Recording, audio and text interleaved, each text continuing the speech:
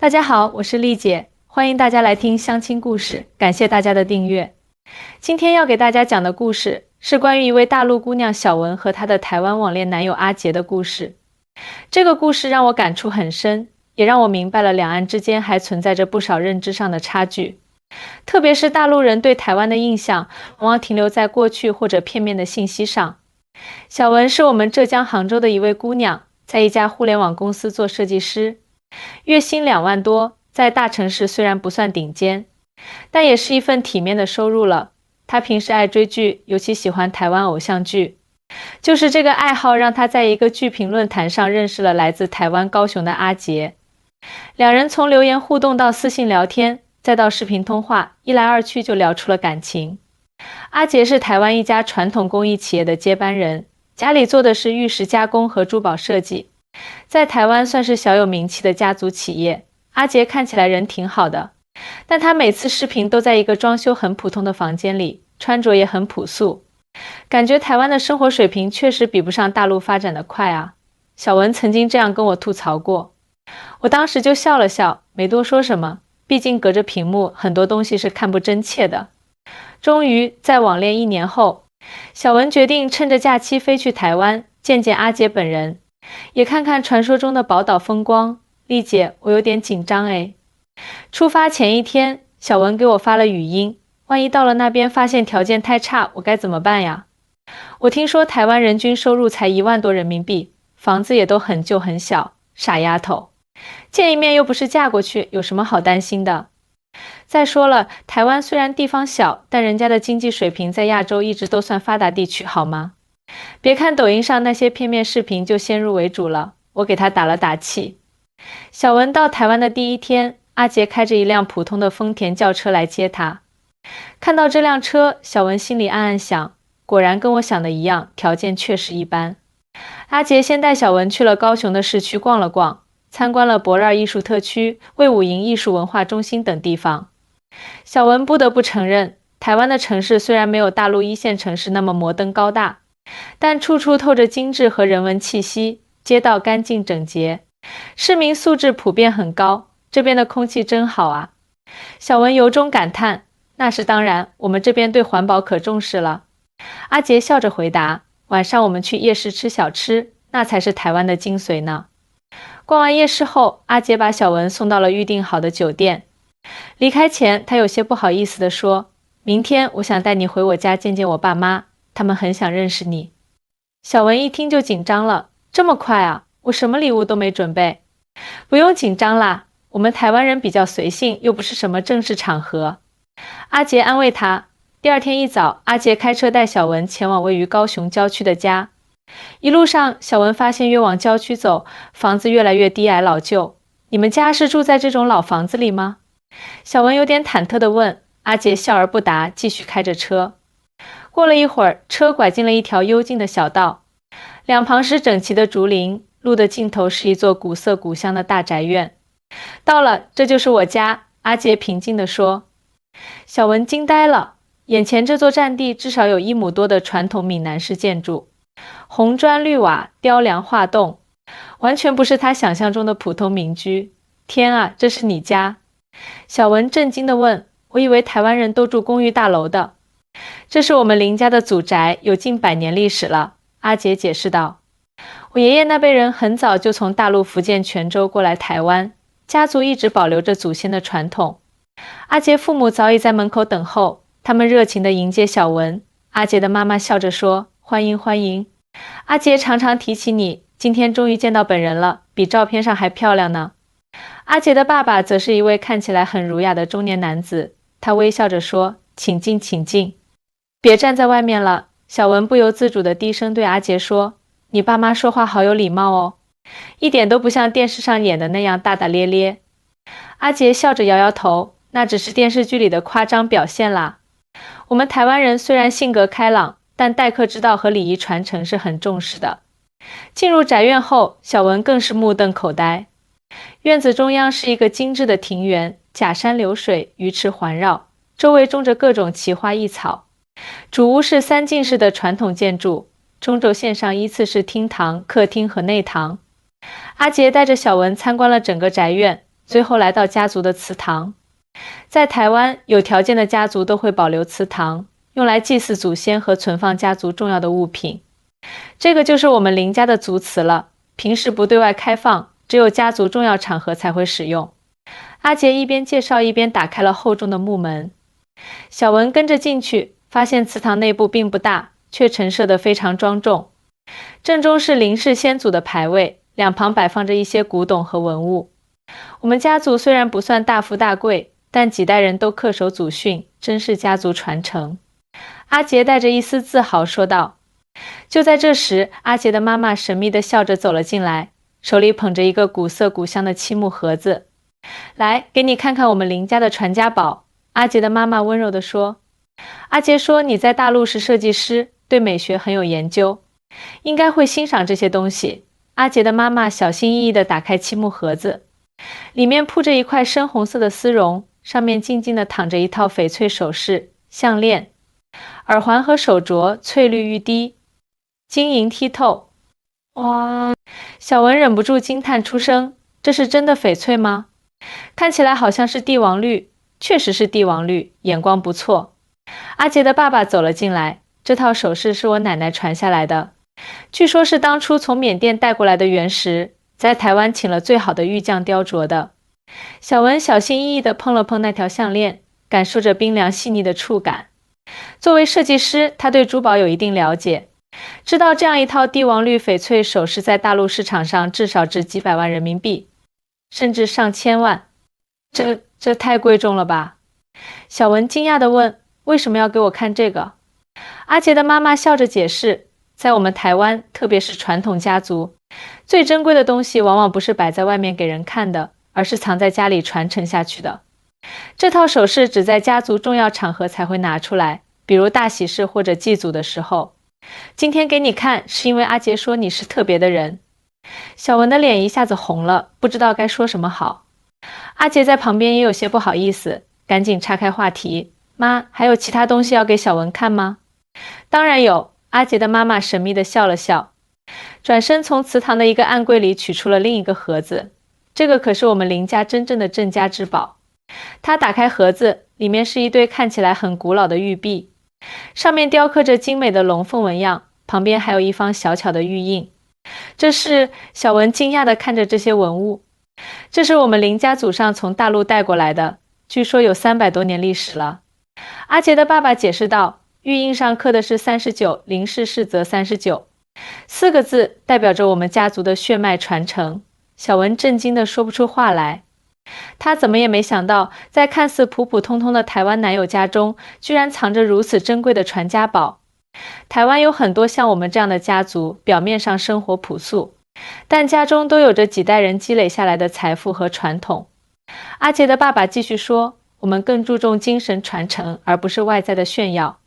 小文若有所思地点点头。这一刻，他对台湾社会的认识开始有了质的改变。参观完祠堂后，阿杰带着小文去了家族的工作室。这是一栋独立的小楼，紧挨着主宅，里面设备齐全，几位工匠正专注地加工着各种翡翠和宝石。我们家做这一行已经有70多年了，阿杰介绍道。最早是我曾祖父在台北开的小店，后来慢慢发展壮大，现在在高雄、台北都有自己的品牌专柜。小文惊讶地发现，阿杰家的工作室虽然不大，但设备非常先进，有些甚至是他在大陆都没见过的精密仪器。这台机器是从德国进口的，主要用来切割高硬度宝石的。阿杰指着一台看起来很复杂的设备说，价格不便宜，差不多200多万新台币吧。小文快速换算了一下，大约40-50万人民币，就为了一台切割机。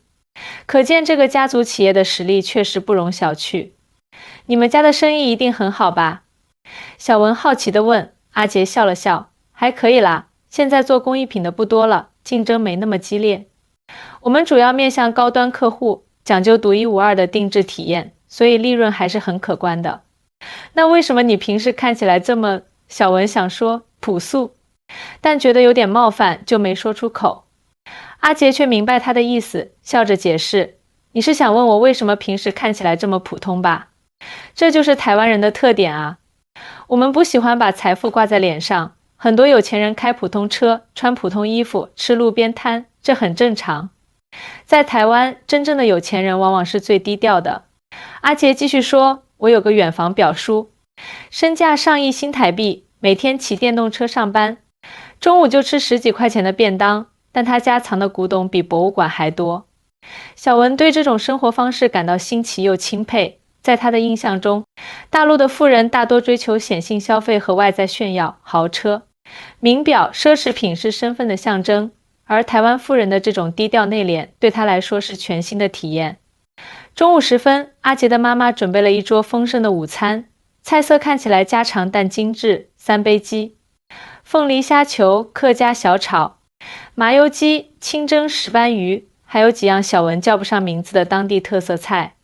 哇塞，阿姨手艺真好！小文一边吃一边赞叹，这比我在大陆吃过的台湾菜正宗多了。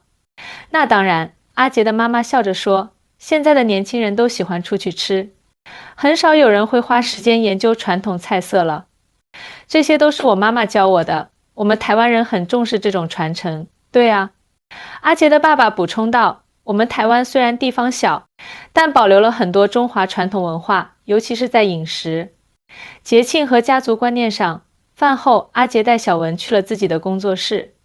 和小文想象中简陋的房间不同，阿杰的工作室宽敞明亮，设备一应俱全。一整面墙的书架上摆满了珠宝设计、艺术史和文化研究的书籍，桌上放着高配的苹果电脑和专业的设计软件。这是我的设计工作区，阿杰介绍道，白天我在家族企业帮忙，晚上就在这里做自己的设计。小文凑过去看阿杰的作品集，发现他的设计风格融合了传统与现代，既有东方美学的含蓄内敛，又有西方设计的前卫大胆，太厉害了！小文由衷赞叹，你的设计观念很超前啊。还好啦，主要是接触的东西多，视野开阔一些，阿杰谦虚地说。我大学在台湾艺术大学读的珠宝设计，后来去英国伦敦艺术学院交换了1年，那边的设计理念对我影响很大。小文这才明白，为什么阿杰的英文这么好，思维这么国际化。原来他不仅有良好的家族背景，还接受过高水平的国际教育。我一直以为台湾的教育水平，小文有些不好意思地说。没关系，很多大陆朋友都有这样的误解。阿杰笑着解释，其实台湾的教育质量在亚洲一直是名列前茅的。台大、清大、交大等学校在国际上都有很高声誉。我们注重通识教育和人文素养，不光是学习专业知识。小文若有所思，他开始意识到自己对台湾的认知确实存在很大偏差。在大陆流行文化的影响下，他曾经以为台湾是个相对落后保守的小岛，岛上的人们生活条件一般，文化艺术也停滞不前。但实际接触后，他发现台湾社会有着自己独特的发展路径和价值体系。对了，我带你去我们家后院看看。阿杰神秘地笑了笑，那里有个惊喜。他带着小文穿过一条长廊，来到宅院后方的一个隐蔽小院，推开门，小文再次被眼前的景象惊呆了。一个设计精美的私家车库里，停放着3辆名贵车辆，一辆保时捷911，一辆路虎揽胜和一辆古董级别的老爷车。这都是你家的车？小文瞪大了眼睛。保时捷是我的，平时不怎么开，路虎是我爸的，主要用来运货。那辆老爷车是我爷爷留下的，1960年代的劳斯莱斯，现在已经是古董车了，只在特殊场合才开出来。阿杰云淡风轻地解释道。小文感觉自己的3观被彻底刷新了。他曾经以为阿杰家境一般，没想到人家不仅有100年祖宅，还有价值连城的传家宝，甚至连车库里都停着几百万的豪车。那你为什么平时接我用那辆普通的丰田？小文忍不住问。这就是我们台湾人的生活方式啊，阿杰笑着回答，实用主义嘛。丰田省油又耐用，停哪都不显眼，多方便。保时捷虽然好看，但油耗高，维修贵，而且开出去太招摇了，我们台湾人不喜欢这样。小文突然想起了一句网络流行语，低调奢华有内涵。这大概就是台湾上流社会的真实写照吧。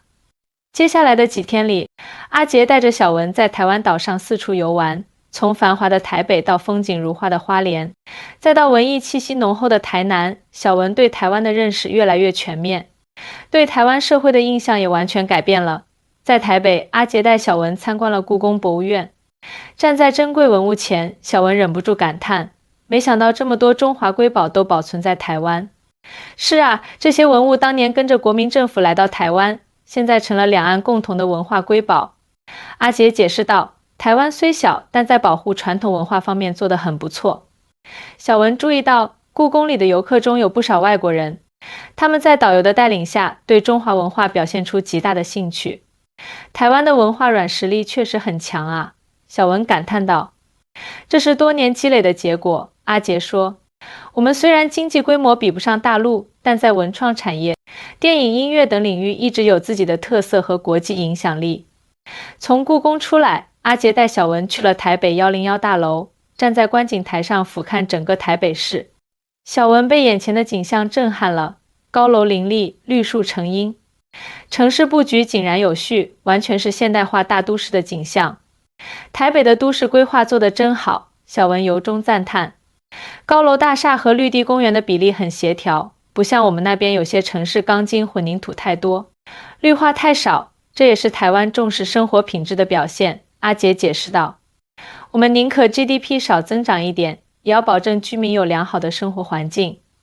台湾虽然土地资源有限，但每个城市都有严格的绿化率标准和建筑高度限制。晚上，阿杰带小文去了诚品书店，这家24小时营业的文化地标挤满了读书人，从孩童到老人，大家静静地沉浸在书海中，场景温馨而知性，太不可思议了。这么晚了，书店还这么多人，小文惊讶地说。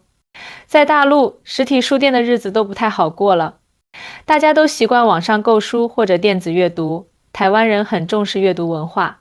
阿杰笑着解释，诚品已经不仅仅是卖书的地方，更是一种文化现象和生活方式的代表。在诚品的咖啡区，阿杰和小文点了2杯咖啡，一边喝一边聊天。阿杰告诉小文，台湾的咖啡文化非常发达，全岛有数不清的特色咖啡馆，从传统到创新，应有尽有，台湾社会的多元包容性很强。阿杰说，无论是传统还是现代，本土还是舶来，都能找到自己的位置，和谐共存。在台南，阿杰带小文体验了当地的历史文化。台南作为台湾最早开发的城市，保存了大量荷兰殖民时期和明清时代的历史建筑。走在安平古堡和赤嵌楼之间，小文仿佛穿越回了几百年前，台湾的历史保护意识真强。小文感叹道，这些古建筑维护得这么好，周围的现代建筑也特意做了风格协调，这是台湾人对自己历史的尊重。阿杰说，我们相信只有记住过去，才能更好地面向未来。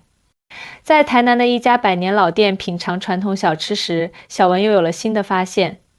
这家店虽然外表朴素，但生意异常火爆，不仅有本地人，还有不少外国游客专程前来。台湾的美食经济也很发达啊。小文一边品尝着担仔面，一边说，这家小店看起来不起眼，但做的食物真的太美味了。这就是台湾经济的特点，阿杰解释道。我们没有大陆那样的规模效应和资源优势，所以更注重精细化和特色化。从小吃到科技产品，都追求精益求精的工匠精神。在花莲，阿杰带小文去了太鲁阁国家公园。壮丽的峡谷和原始的自然风光让小文连连称奇。他注意到，即使是在这样的自然保护区，基础设施也做得相当完善，道路平整，标识清晰，环保厕所干净整洁，游客中心提供多语种服务。台湾的旅游基础设施真完善。小文由衷赞叹，难怪这么多国际游客愿意来台湾旅游。旅游业是台湾的重要经济支柱之一，阿杰说。我们不仅有自然景观和人文景点，更重要的是提供高品质的旅游服务和体验。这也是台湾创造 GDP 的重要途径。在返回高雄的高铁上，小文感慨万千。短短几天的台湾之行，彻底颠覆了他对这个岛屿的认知。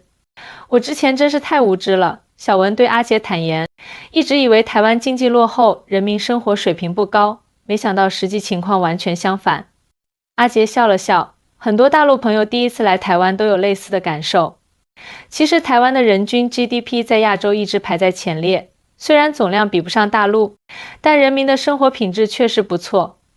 确实，小文点点头。我发现台湾社会有几个特别明显的优势。第一是公共服务非常好，从交通到医疗再到治安都让人感到安心。第二是环境保护做得特别到位，空气干净，垃圾分类严格，街道整洁。第三是文化气息浓厚，无论是传统文化还是现代艺术，都得到很好的传承和发展。这些都是台湾多年来坚持的发展方向。阿杰说，我们追求的不是 GDP 的绝对数字，而是均衡、可持续的发展模式和高品质的生活方式。而且，小文继续说，我发现台湾人特别低调，像你家这样有钱有底蕴的家庭，在大陆可能早就开豪车，住豪宅，穿名牌了，恨不得让所有人都知道自己的富有。但你们却这么朴素内敛，真正的财富都藏在看不见的地方。阿杰点点头，这是台湾传统观念的影响。我们认为真正的财富不是用来炫耀的，而是用来传承的。家族的荣誉、文化、价值观远比物质财富更重要。我爸常说，能花掉的钱不是真正的财富，能传下去的智慧和品格才是。回到高雄阿杰家的最后一晚，小文受邀参加了一个特殊的家庭聚会。原来是阿杰的姑姑一家从美国回来探亲，全家人聚在一起吃饭。小文惊讶地发现，阿杰的姑姑一家在美国生活了20多年。姑父是台积电派驻美国的高级工程师，姑姑则在一所大学教授中文。他们的孩子在美国长大，却能说一口流利的中文，对中华文化也有很深的了解。我们虽然长期在海外，但家里规定孩子必须学好中文，了解自己的文化根源。阿杰的姑姑解释道，这是我们台湾人的共识，无论走多远都不能忘记自己从哪里来。小文被这种家族观念深深触动了。在他看来，这种根植于传统文化又兼容现代文明的价值观，正是台湾社会最宝贵的财富。晚饭后，阿杰的妈妈神秘地对小文说，来，我带你去看点东西。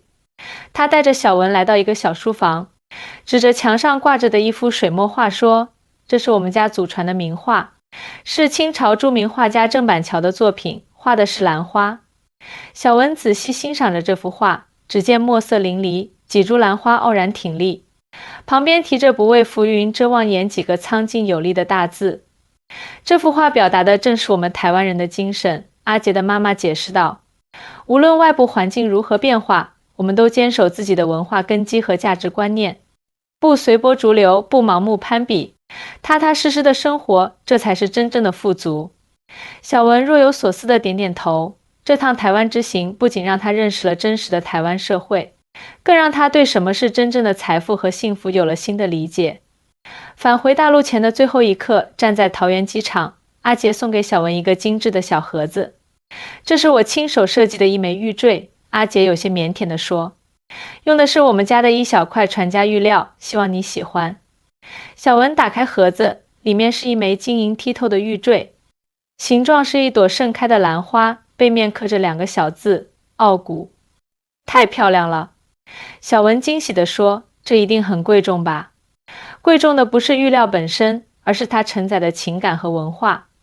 阿杰注视着小文的眼睛，就像我们之间的感情超越了物质和地域的界限。小文紧紧抱住了阿杰，心中满是感动。我一定会再来台湾的。小文在阿杰耳边轻声说，下次我要带我的父母来认识你们全家。阿杰笑着点点头，我们会在家乡等你。1个月后，小文在朋友圈分享了他的台湾之行见闻，配了许多精美的照片和真诚的感悟。文章获得了大量转发和点赞，很多人在评论中表示，通过他的分享，对台湾有了全新的认识。原来台湾并不是我们想象中那样啊！看完你的分享，我也想去台湾走一走了。两岸一家亲，血浓于水。看着这些评论，小文心中充满了欣慰。他知道，打破隔阂和误解的最好方式，就是亲身体验和真诚交流。而他和阿杰的爱情故事，或许就是两岸民间友好往来的一个美丽缩影。至于他们的未来，小文已经有了规划。他准备明年申请台湾的研究生项目，去台北艺术大学深造珠宝设计，这样就能和阿杰有更多相处的时间，也能更深入地了解台湾社会和文化。有缘千里来相会，两岸青年一家亲。这是小文朋友圈最新状态的结语，也是他对未来的美好期许。感谢大家的收听，别忘了点赞、订阅、转发哦。我是丽姐，我们下期再见。